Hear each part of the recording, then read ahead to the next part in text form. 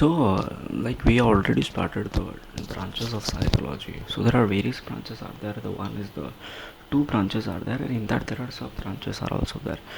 The one is the theoretical psychology, another is the applied psychology. Theoretical psychology is nothing but we are here the psychologists are conducting the research, developing the principles, establishing the laws that helps the people, right? So we had already done the developmental psychology. Developmental psychology is a branch where the psychologists are studying about the man throughout their lifespan. Like the development psychologist will study about individually about the childhood, individually about the uh, adolescence, individually about the adulthood, then old age, or from conception to that. Everything the developmental psychology will study. Let's take example to understand better. Like if in your home, if any developmental psychologist will come, so they will about to talk with the different age group of people, right? And they will talk with your old age people, your grandfather, your mother, each and every why? Because they need to understand the age group. Clear? So this is the main duty of the developmental psychologist. Now let's come to the second one, which is under the theoretical psychology. It's a child psychology, right? It deals with the biological, psychological and emotional changes. So child psychologist deals with biological, psychological and emotional changes that occur during childhood. So here the child psychologist will come at your home. So in your home, if there is a child, so he will mostly focus on the child, and he will try to understand what are the biological changes are happening in the child, what are the psychological changes and emotional changes. First of all, biological changes means what? Like the height, weight and all. he will he will study that. And psychological, which means how he is trying to interact with other people. Emotional means when what kind of emotions he is showing or not. So child psychological will do that. And these changes occur as the individual progress being and these changes occur as the individual progress being dependent to being dependent to becoming independent. Okay, so these changes occur as the individual progress. Okay, these changes occur as the individual changes that occur during childhood. Okay, as the individual progress being dependent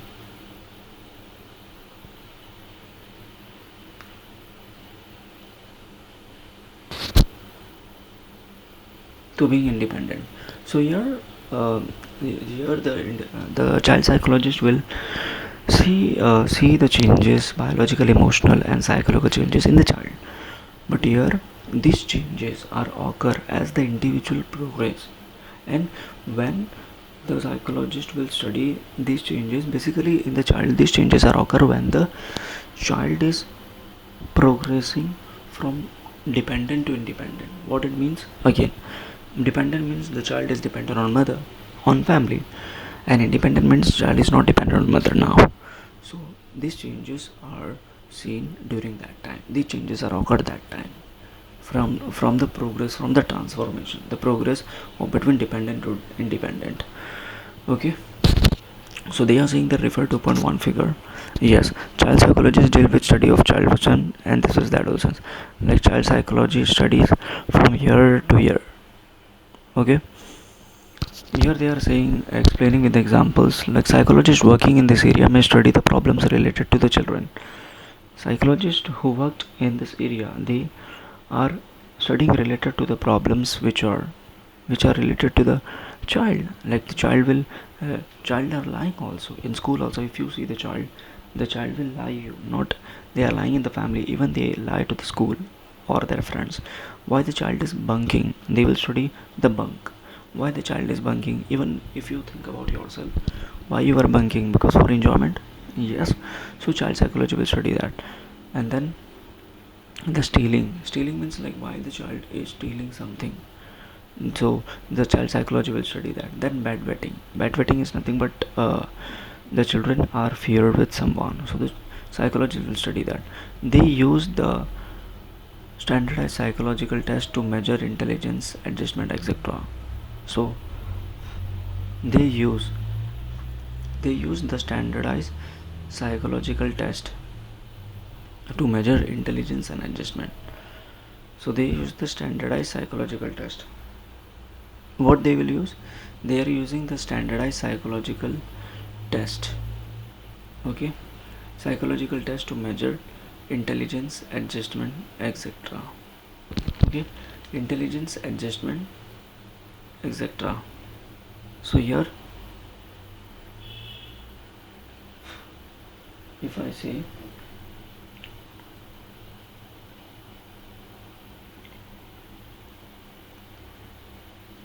the child psychologist will mostly focus on like they will use the standardized test to measure the intelligence and adjustment in child. Okay, so they also conduct researches on effective child training practice. Okay, they so child psychologists, first of all, child psychologists will study the issue related, what kind of issue they will study, why the child is lying, why the child is bedwetting, while the child is bunking school. They will study that, and they will use the standardized test, and they will conduct a research on effective child training practice. Like they will conduct a research on like what is the best way to rear the child, effective child practice, and they will study about the role of reinforcement in motivating child. What are the role of reinforcement? What are the role of reinforcement in motivating the child? Okay.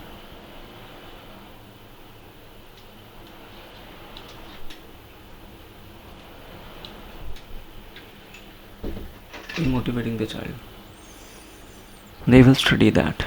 Clear? So in short, you need to keep in mind that if the child psychologist will come at home, so they will firstly study on whom, child or adolescents. They will study the child, and they will try to understand like why the child is, what is the changes are happening in the child, and how he will know about it. He will focus on the emotional changes, biological changes, and psychological changes. And when the child psychology will see these changes, so he will see these changes when the child is progressing from being independent to independent, right? So he will see that. And now the third one, which is your social psychology. Okay, which is your social psychology.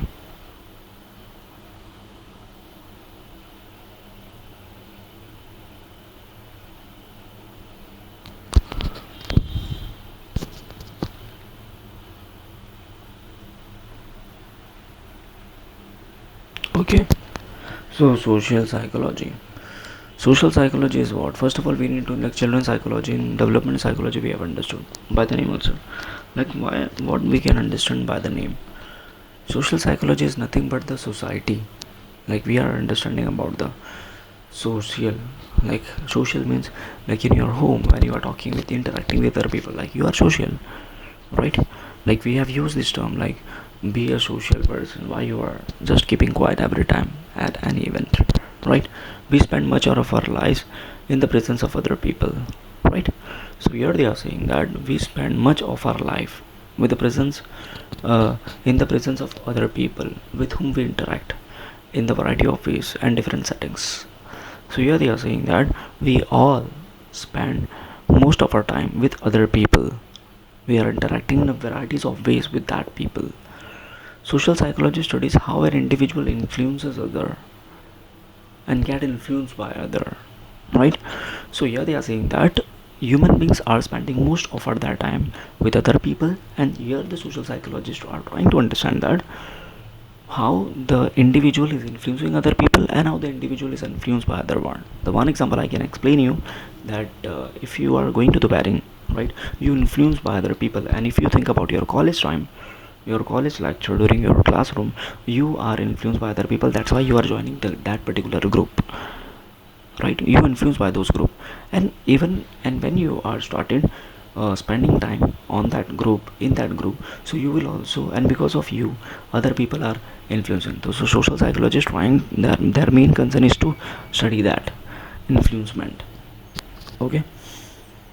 So here, according to the Myers is a psychologist. A social psychology refers to the scientific study of how individual behavior is affected others. So he is studying about, he is mainly concerned for like how individual behavior is affected other. Even I want to tell you that when I was in school, so at that time,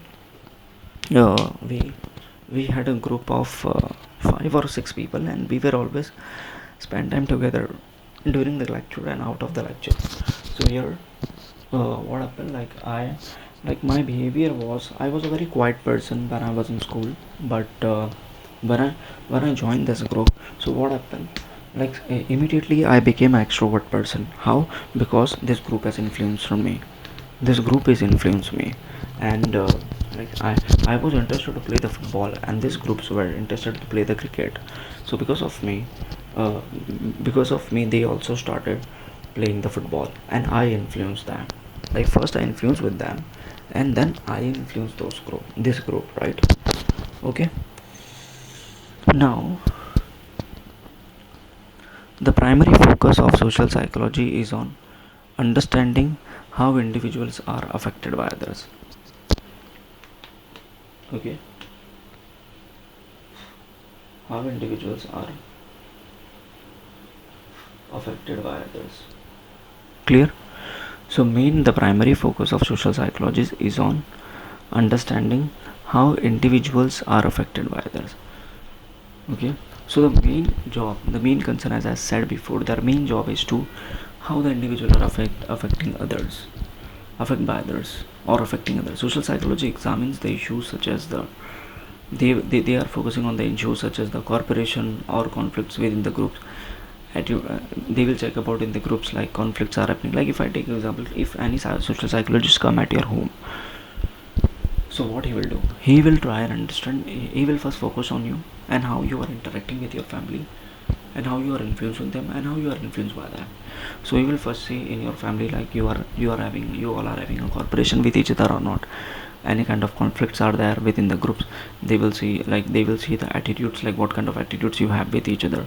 Prejudice, like what kind of belief system you have. Friendliness or leadership qualities of an individual. Like this the social psychologist will concern for. Okay. Now, the cognitive psychology. Okay. So here, if I talk about the cognitive psychology, first we need to understand that what is cognitive psychology. We can also say that it is a mental psychology. It talks about your brain, it talks about the functioning of the brain. So we can say that cognitive psychology is all about the brain psychology, the mental activity psychology. Cognitive psychology focuses on higher mental process, as I said, such as the thinking. Like thinking is the higher mental process you all are doing when you are in trouble, when you are very happy, when you are planning something. At that time you are doing thinking. And then reasoning is taking a decision making, like what is good for you, what is bad for you. Decision making is also one kind of mental activity process, like whenever you go to the shop, so at that time you are making a decision every time. It is concerned with the study of attention, and this cognitive psychology is mostly focuses on the study of how much attention you are, how much perception, language development, thinking, memory, and problem solving. So they will study about the how much attention the person have, what is the perception of the person have, language are developed or not, thinking, like the person, what is the thinking behind it, memory, problem. Okay.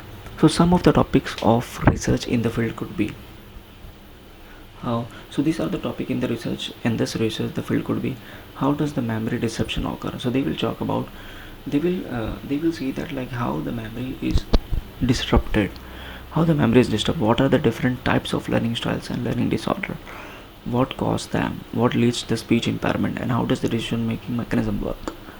Okay. So cognitive psychology is all about, so when if any cognitive psychologist will come at your home, so they will mostly check about how your family, how much attentive your family are, and what kind of decision your family is making, and what are the different perception your each and every family member have. Okay. So cognitive psychologists are those psychologists, they are trying to understand the higher mental activity. Like even if you see, they are trying to understand about the disorder also. Clear? And I will tell you like how they are doing, how they are checking it. They, each and every psychologist have their own standardized test, and through that standardized test they are checking their, or they are achieving their goal. Okay. Now experimental psychology. Okay.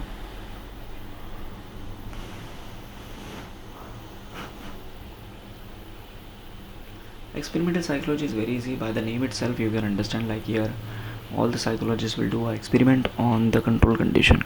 In the control condition, the experimental psychologists try to understand the fundamental cause of behavior. Okay. So experimental psychology will try to understand the fundamental cause of behavior. Okay, what they will understand, what is the main cause of behavior. Like if I want to understand your behavior, like why you are behaving in this way, so I will do an experiment. I will try and understand why you are behaving in this way, right? They conduct experiment on study how people react sensory stimuli, and study how people, sorry, perceive the world. So they conduct experiment and understand how the people are reacting to the sensory stimuli. Experimental psychology studies how people learn, remember, and reason. Okay, so they are dealing with the how people learn, remember, and reason and respond emotionally. It deals with such problems like it deals so experimental psychology will try to understand about the sensation, perception, learning problems, sorry, and memory. And the method of investigation in this field is a laboratory experiment. So even the figure 2.3, if you see, the Ivan Pavlov conducted the experiment on classical condition taking a dog as a subject. Okay, so he wants to understand the behavior of a dog, so he had conducted the experiment on dog. Okay. Now the sixth one is abnormal psychology, which is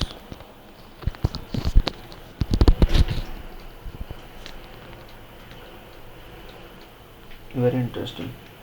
So abnormal psychology is what? So first of all we need to understand the word, what is exactly the abnormal mean. Normal, everyone know that normal behavior. Abnormal means that's not normal, right? So here abnormal psychologists try to understand the abnormal behavior, and this branch of psychology that studies the unusual pattern of behavior, emotion, and thinking, right? They are using not a usual pattern, unusual pattern. Okay, it aims to study the cause and factors leading to abnormal reaction. For example, excessive suspiciousness, like they will try to concern for like why we are suspicious immediately, like you are living out and you are fearing about like anyone will use my charger, right? You have a suspiciousness. Extreme mood swing, perceiving objects or stimulation which are not real, mental retardation, extreme fear of object, animals, and situation. So this abnormal psychology is very important, because here if abnormal psychology will come at your home, so they will try to understand like why you all are feeling fear with something, fear with objects. Okay, many things, right? Suspicious, like why you are suspicious every time, like everything, like this thing will happen, that thing will happen. Okay, so theoretical psychology we are done. Now we will, now in the next video we will start with applied psychology, and which is very interesting.